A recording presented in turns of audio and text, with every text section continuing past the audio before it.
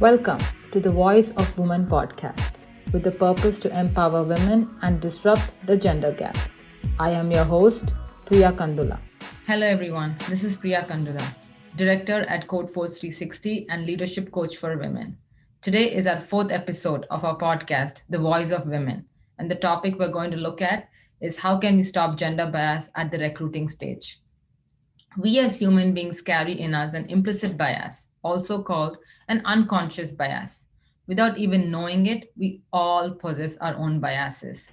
There is a very interesting test developed by Harvard called the Harvard Implicit Association Test, created 20 years ago to measure social attitudes and beliefs of many people that they may willingly or unable to realize.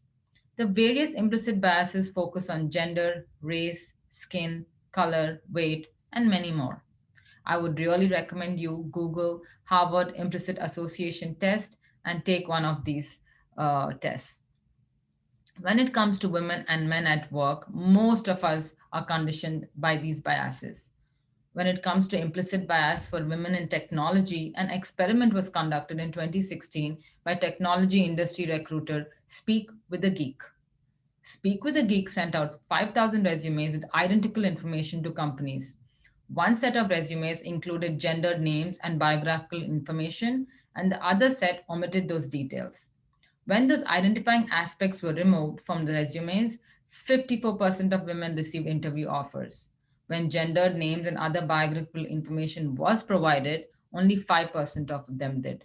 This difference is huge, a 50% difference in chance of even being interviewed or not. The results don't get much better when companies use unbiased artificial intelligence to recruit candidates. Amazon recently had to scrap its new recruiting engine because its algorithm wasn't gender neutral. A decade's worth of the company's resumes had taught the system that male candidates were preferable. Because of the harmful nature of implicit bias, and since they happen at an unconscious level, it is critical to examine how we can begin to remove it. Company leaders at LinkedIn suggest that consideration of gender in the recruiting process itself is paramount, and I couldn't agree more. From experience, we also know that there are more male candidates than female candidates for open software engineering roles. One, we need to train more women in STEM.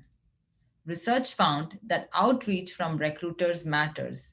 When women appear in recruiting searches, they're 13% less likely to be viewed by recruiters than men.